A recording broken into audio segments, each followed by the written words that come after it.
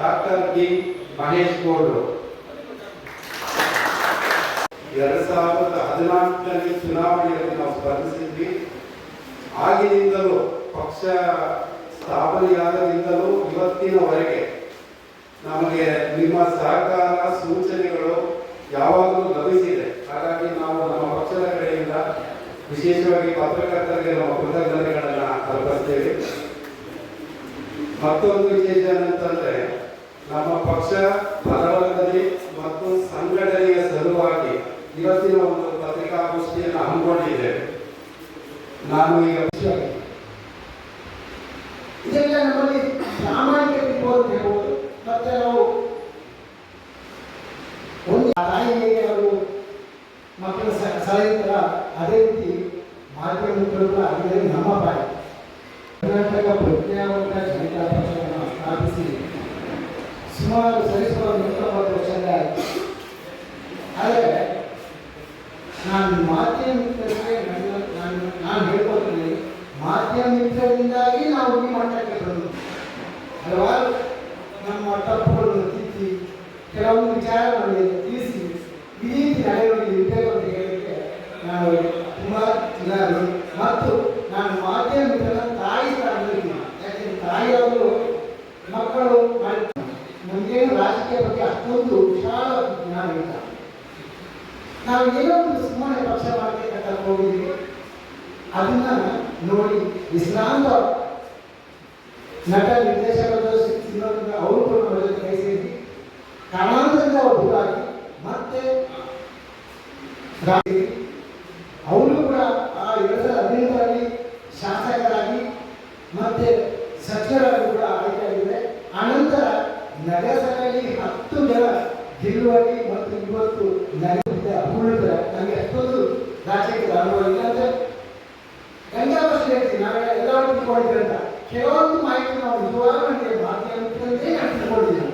ನನ್ನ ಕೆಲವು ತಪ್ಪುಗಳಿರ್ಬೋದು, ಒಪ್ಪುಗಳಿರ್ಬೋದು, ಅದೆಲ್ಲ ತಿದ್ದಿದರು ಹಲವಾರು ಮಾಧ್ಯಮಿಕರು ಇವತ್ತು ರೀತಿಯಲ್ಲಿ ಸಹಾಯ ಮಾಡಬೇಕು ಅಂತ ನಿರ್ಧಾರ ಮಾಡಿದ್ದೇನೆ. ಯಾರೇ ಆಗಿರ್ಬೋದು, ಈ ಮಾಧ್ಯಮದ ಮುಖಾಂತರ ನಾನು ಹೇಳ್ತಾ ಇರೋದು, ಕೆಲವರಿಗೆ ಕೋರ್ಟ್ ಇರ್ಬೋದು, ಕಚೇರಿ ಇರ್ಬೋದು, ಯಾವುದೇ ರೀತಿಯಾದಂತಹ ಸಮಸ್ಯೆ ಇದ್ರು ನನ್ನ ಫೋನ್ ನಂಬರ್ ಆಗಿರ್ಬೋದು, ನನ್ನ ಅಡ್ರೆಸ್ ಆಗಿರ್ಬೋದು, ನನ್ನ ಮಾಧ್ಯಮದಲ್ಲಿ ಕೊಡ್ತೀನಿ. ಖಂಡಿತವಾಗಲೂ ನನ್ನ ಆಫೀಸು 24x7 ಆಗೋ ರೀತಿಯಲ್ಲಿ ಕೆಲಸ ನಿರ್ವಹಿಸುತ್ತದೆ. ಯಾರಾದ್ರೂ ಬರ್ಬೋದು, ಯಾವುದೇ ರೀತಿಯಾದಂತಹ ಸಹಾಯವನ್ನು ನಿರೀಕ್ಷಿಸಬಹುದು. ನಾನು ಮನಸ್ಫೂರ್ತಿಯಾಗಿ ಅವರಿಗೆ ಎಲ್ಲಾ ರೀತಿಯಾದಂತಹ ಸಹಾಯವನ್ನು ಮಾಡಿಕೊಡ್ತೇನೆ. ರಚನೆ ಮಾಡಲು ಬರುವ ದಿನ ಬೂತ್ ಮಟ್ಟದಿಂದ ತಾಲೂಕು, ಜಿಲ್ಲಾವರು ಹಾಗೂ ರಾಷ್ಟ್ರವ್ಯಾಪಿ ಅದನ್ನು ಸಂಘಟನೆ ಮಾಡಲು ಹೊರಟಿದ್ದೀವಿ. ಅದರ ಭಾಗವಾಗಿ ಇವತ್ತು ನಾವು ರಾಜ್ಯದ ಯುವ ಅಧ್ಯಕ್ಷನಾಗಿ ಮತ್ತು ರಾಜ್ಯದ ಮಹಿಳಾ ಅಧ್ಯಕ್ಷರಾಗಿ ಮಾಡ್ತಾ ಇದ್ದೀವಿ.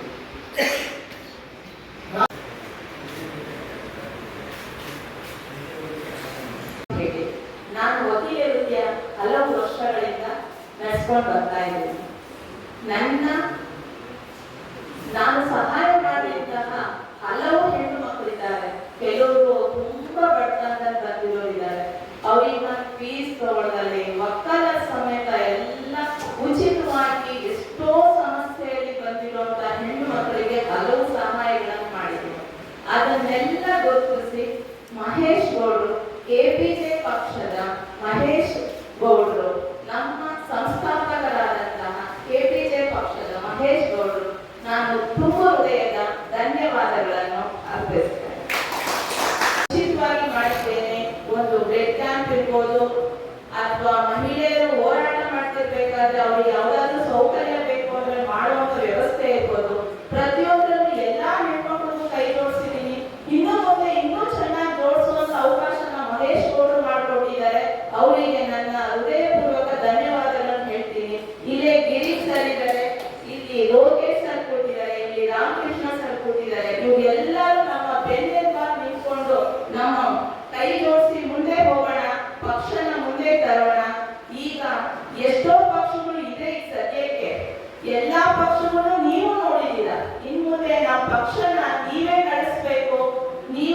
ಕೈ ಜೋಡಿಸಿ ಮುಂದೆ ನಮ್ಮ ಪಕ್ಷನ ಅಧಿಕಾರಕ್ಕೆ ತಗೊಂಡ್ಬರ್ತೀರಾ ಅಂತ ನಾನು ಖಂಡಿತವಾಗೂ ನಂಬಿದ್ದೀನಿ. ಆ ನಂಬಿಕೆನ ಖಂಡಿತವಾಗೂ ನಾವು ಉಳಿಸ್ಕೊಳ್ತೀವಿ. ಆ ನಂಬಿಕೆನ ದಯವಿಟ್ಟು ನಮ್ಮ ಪಕ್ಷನ ಮುಂದೆ ಬರೋಕೆ ಈ ಮಾಧ್ಯಮದವರು ನಮಗೆ ಖಂಡಿತವಾಗೂ ಸಪೋರ್ಟ್ ಕೊಡಬೇಕು ಅಂತ ಹೇಳಿ ನಾನು 2 ಮಾತುಗಳನ್ನ ಮುಗಿಸ್ತೀನಿ.